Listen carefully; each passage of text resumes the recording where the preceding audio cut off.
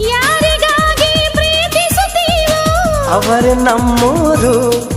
ಅನುರಾಗ ಒಂದು ಹಾಲು ಬೆಳದಿಂಗಳು, ಅಂತರಂಗ ಒಂದು ಅಮೃತ ಮಹಲು, ಒಂದು ಸ್ಪರ್ಶದಲ್ಲೇ ഇരുಳು ಕೂಡ ಹಗಲು. ಇದೆ ಪ್ರೇಮಿಗಳ ಜೀವನದ ತಿರುಳು.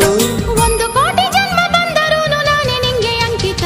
ಸಾವಿರ ಕನಸಿನ ಸುಂದರ ಪದಗಳ ಹಾಡುವ ಸಮಯವಿದು.